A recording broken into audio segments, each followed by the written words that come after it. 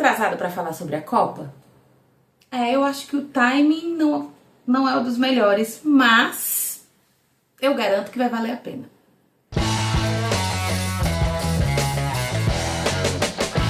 O livro dessa semana é Guia da Copa, Falha de Cobertura, escrito por Professor Serginho e Craque Daniel. Também.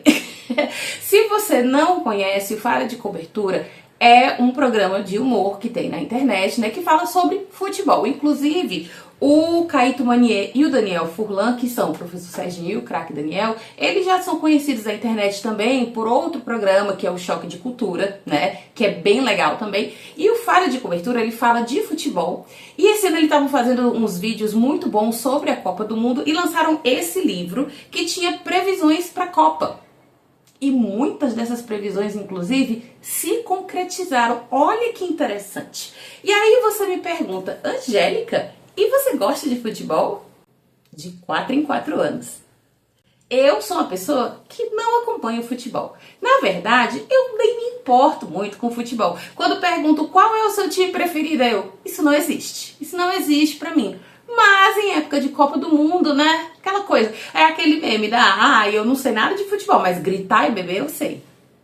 Então, eu comecei a ver os vídeos do Falha de Cobertura, porque começaram a aparecer uns cortes pra mim no Instagram. E, gente, eu fiquei completamente apaixonada. Posso, inclusive, dizer que saí desses vídeos com experiência em futebol.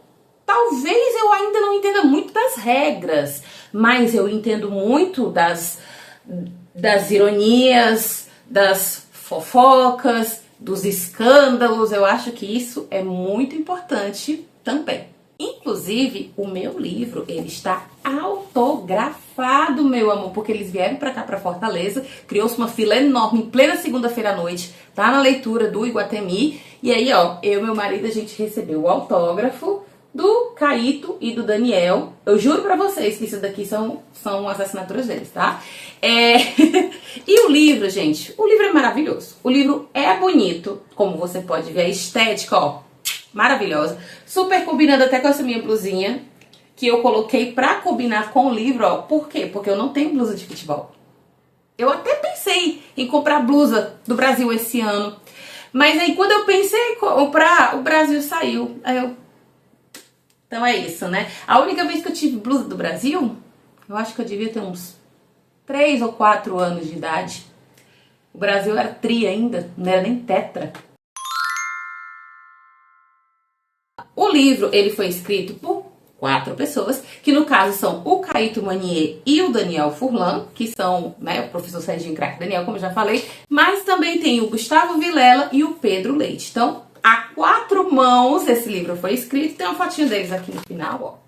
É um livro muito bonito, você pode ver que a fonte do livro é verde, e é um verde que não cansa a vista. É um livro interativo, porque você tem muitas curiosidades, inclusive tem informações sobre cada país de cada grupo, previsões para muitos países que, inclusive, tipo assim, eu posso dizer que talvez 90% das previsões deram certo, enfim. Tem um capítulo especial só para o Brasil, obviamente. Aí fala sobre os estádios, tem a parte também da tabela onde você pode preencher com os resultados finais. Tem a parte do prêmio Lucas Mugni de futebol masculino profissional, que infelizmente não foi preenchida ainda porque o meu marido ainda não preencheu, tá? Mas se você conhece o Falha de Cobertura, você já deve ter ouvido falar, né, dessa votação, tá? Que é a votação dos piores jogadores, inclusive já saiu o vídeo, né, com a votação do público. Não se admire que teve muito do Brasil ganhando. E se você também não conhece o Lucas Mugni, talvez seja melhor não conhecer. Além de ter muitas curiosidades e ter essa parte bem interativa, obviamente é um livro super engraçado, tá? Porque eles usam bastante do humor, mas o interessante é que tem humor, mas mesmo assim não é uma coisa cansativa. Tipo assim, eu não entendo nada de futebol, mas você vai entender o que tem aqui. Você vai entender, você vai conseguir pegar. Uma outra referência talvez você não entenda, mas você vai conseguir pegar. E se você for uma pessoa talvez assim 30 a mais, assim como eu, que já tô bem mais do 30 a mais, aí é que você vai pegar a referência mesmo. Aí é que você vai pegar. E ó, olha como é lindo, vem até com figurinha, gente. Quem disse que eu não tinha minha figurinha da Copa, ó? As figurinhas são bem aleatórias e eu ainda nem sei onde é que eu vou usar as minhas, mas com certeza eu vou usar. Antes da gente ir para a parte com spoilers, vou lembrar que todo domingo tem vídeo de resenha aqui com spoilers, tá? Então se inscreve, curte, acompanha a gente. E se você também quiser assistir a resenha, mas sem os spoilers, é só seguir o Instagram e o TikTok, @bafulê.literário. No Instagram, além dos vídeos, tem também outros conteúdos, né? Então agora vamos para a parte com spoilers. Assim, gente, não tem muito spoiler que eu posso fazer. O que eu vou falar de spoiler é em relação às previsões, né? Que diferente da avó baiana, as previsões aqui foram mais, né, acertadas. Mas por quê? Porque isso não é previsão, né? Na verdade é meio que tipo lógica. Por exemplo, o Brasil não vai ganhar. A gente se ilude por quê? Não sei. Eu não sei o que acontece com a gente quando chega a Copa, que dá um negócio e a gente começa a se iludir, aí vem o Brasil e destrói o sonho da gente. Porque a gente sabia desde o começo que não tinha time para ganhar, né? Mas enfim, então quando eles meio que preveem a falha do Brasil, é uma questão de lógica, né? Quando eles falam sobre o Neymar, quando eles fazem previsões sobre outros países, eles estão sempre visualizando o histórico desses países. Então meio que não fica muito diferente. Mas tem umas que são bem surpreendentes. E antes de falar sobre as previsões, tem a parte das fofocas, que eu acho legal, né? Tipo assim, quando explica por que o Senegal ganhou e não ganhou ao mesmo tempo a Copa Africana de futebol, ou quando fala dos escândalos amorosos dentro da seleção da Bélgica, né? Que o goleiro, na verdade, ele pegou a namorada do outro jogador e tal. Tipo, torta de climão, né? Tem muita informação interessante. As previsões são muito boas, né? Tem aqui logo no início, a gente tem a previsão do pai e vovô. Porque se nós temos a avó baiana, aqui nós temos o aviso do pai e vovô, onde ele diz o seguinte: fazer previsões já é difícil, meus filhos, mas fazer previsões para o futuro é mais difícil ainda. Por isso, não se aborreça se tudo que está escrito neste livro mudar até a Copa. Mudou pouca coisa. Os técnicos podem mudar, os jogadores podem se machucar, os países podem acabar e até Neymar pode trocar de esporte. Até então, tava no futebol, mas eu tô achando que ele vai trocar pelo pôquer. Não sei. Ou a sua visão pode mudar, e isso muda tudo, mesmo que na verdade nada tenha mudado.